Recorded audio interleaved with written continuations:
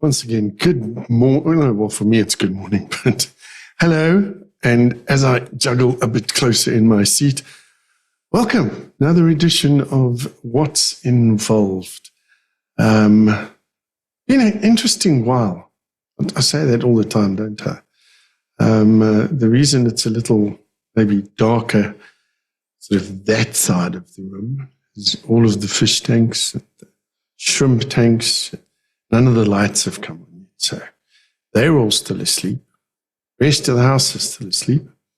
So I thought maybe good time for me to have a chat and give you a bit of a catch-up. So the first thing is I was supposed to be in hospital yesterday for my next polygam treatment. That didn't happen due to a few bureaucratic errors.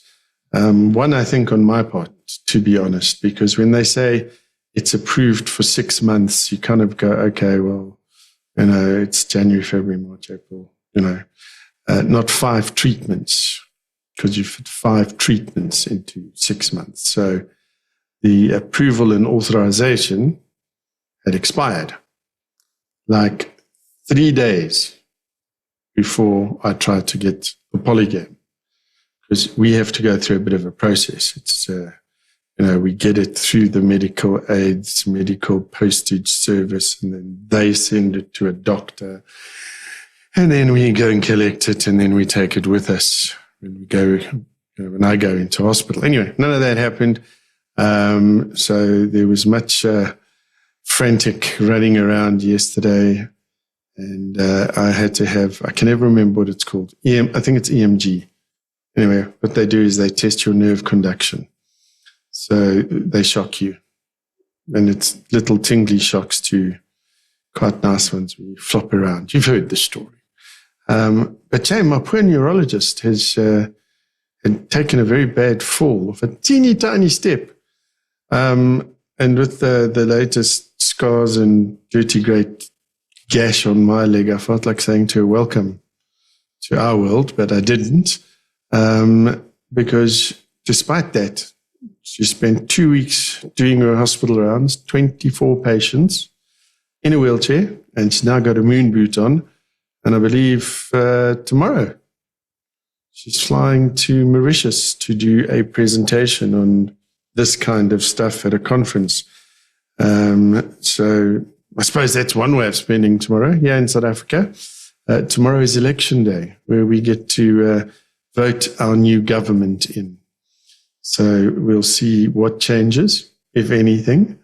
Just an update on me, though. I've decided, mindset. I've been talking about mindset, and I've been trying to keep mine as positive as possible.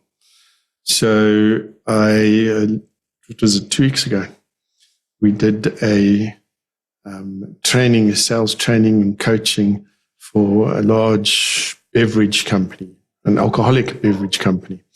At the Indaba Hotel in Joburg. So I set them up, and they were doing this exercise that I needed them to do.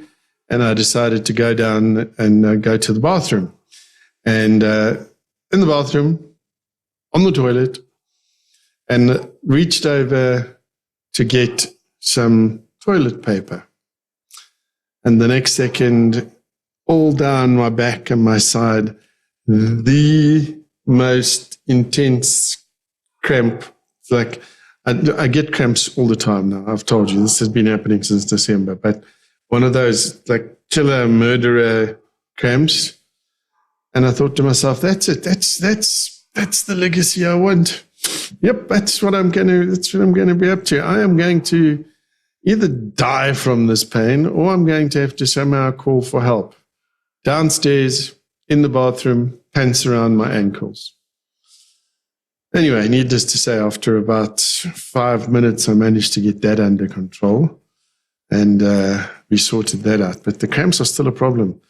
I'm getting all sorts of marks on my legs and yada, yada, yada. And that's, I said, we did the tests yesterday. Now they remotivate. Then I see when I can go back to hospital. But mindset's something that's easy to talk about. You can say, be positive. Okay, what is positive? How do you be positive or see, optimistic and the power of the mind? What is that all about? when you're in pain 24/7? For me, it's trying to focus on the good, and it's trying to focus on the stuff that we need. It's also not getting myself worked up when things mess with my OCD. Like now when I can hear the rest of the house waking up and doggies in a security gate about to be opened. Normally I would freak out. Today I'm not. Today I'm just going to let myself be attacked by a staffy while I am talking to you. How's that for control and trying to keep your mind right, eh? Can you hear them? They're approaching. She's here. She's now hooked onto my headphones. So there we go. Very happy to see me this morning, as she is every morning. Her name is Shadow. Maybe one day I'll get her on TV in the background. That's our old girl. That's Daisy. I have a problem. I keep thinking she's 13 and I refuse to accept that she's ever got any older. Although my fiance said to me the other day that she was more likely to be in the region of 18, 19, maybe even 20. So there we go. Shadow, do you want to come and say hello to everybody? Do you think they can see you? If you wonder what the crap is about, I'm going to have to pause this because we just threw coffee all over my laptop. Okay, I'll be back with you shortly. So I'm not back with you at the moment, purely because we're still cleaning up coffee. No major damage, really, except the camera's now lying on the floor. I'll be back. Right, and we are back. Interesting that I talk about mindset and discussing mindset and how important that is when you're in pain and all of those things. And then the dogs come down and Shadow, who is the staffy, you saw I was saying hello to her, and then she just decided to jump a bit higher because she wanted to be by Dad. And I had a cup of coffee on the desk next to me, and it splashed all over my computer. In fact, I'm still not 100% happy and convinced that everything is working as it should. But I dried it up and it says it's recording. So there we go. Something like that in the past would have sent me off the edge, like leaping off the edge. You would have seen just horrible stuff and horrible words, and dogs would have been chased outside, and anybody that was in a 50-foot radius would have got screamed at for not thinking about things like this. What's helped me is this whole concept of meditation. And I've been studying meditation. There goes the staffy, by the way, a lot for a number of years, and hypnosis, hypnotic speech patterns, and mindfulness, and those kind of things. And I practice that now at least 2 or 3 times a day, because in the morning when I get up, I have some time. Ideally, I should be writing as well, keeping my little journal so I can remember what happens, but I don't. And then just have some quiet time and just sort of try and close, not close, but not let anything run through your mind, because my mind's normally like, I don't know, runs around it's like a drunken monkey on crack at the best of times. So it's just to calm that. And I do that with the breathing sort of thing that I do. And it's fairly easy in terms of, I've first needed to know how the whole mechanism of a meditation and all this kind of thing worked. And eventually I just said, okay, we'll start with something simple. So I do 6. I breathe in to the count of 6. I hold for 3, breathe out for the count of 6. That's it. That's what I do. And I try and focus just on that breathing rhythm and trying to be present and just not letting anything run through my mind. And even during the course of the day, I just try and be in the now, because with any disease, autoimmune like I have, your mind will run around that, and you will get stuck on this idea of disease. You'll get stuck on the idea of pain. And it just, for me at least, it just makes it worse. It makes me miserable and not a very good person to be around. So what I've decided to do is to make, I mentioned, some sort of guided visualization tracks of my own, and some mindfulness meditation things. And that's good and well, because of the stuff I've learned. I can do the scripts and everything, but that was not enough for me.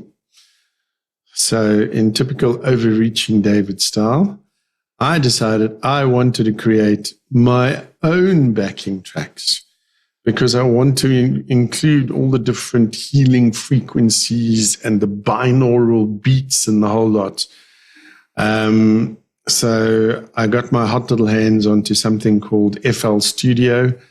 I used a little bit in the old days when it was called Fruity Loops, but now they're professional, so it's FL Studio, which, if you come from my decade, also makes you want to laugh. But I've been trying to learn that start learning that for the last 2 days. And that's been an exercise in patience. All I've managed to do is make a drone. No, not a flying one, just like that's it. So I think being early in the morning and having had this chat with you, and then having had my computer incident, as I look down at it, there's some backlights that look really good and others that do not look backlit at all. I don't know if we should worry about that. I'm going to have to ask the significant other, does insurance cover laptop destroyed by dog knocking coffee over it? It's a bit like the dog ate my homework, isn't it? This is my dumbass idea to put the coffee on the side of the desk there. Anyway, so this has been a mildly, I think, inspirational one. But I'd still have to hear your stories. Okay, I really do. I want to hear from you. So comment. You can send me a message on my website, which is www.whatsinvolved.com. You can leave me a voice note there. Comment below. That's even better. Like and comment and make the little bell ring and do all of those things. I must say I am exceptionally grateful. In a fairly short period of time, I've managed to get, I think, just over 600 subscribers. So at least I know 600 people might sort of see something pop up and go, oh, it's him again. But I'm very, very grateful for that. The idea is, let's form a community. Let's talk about this. Yes, it is primarily, aimed at people that have autoimmune diseases or conditions or whatever. There's still a lot of stuff I want to get into.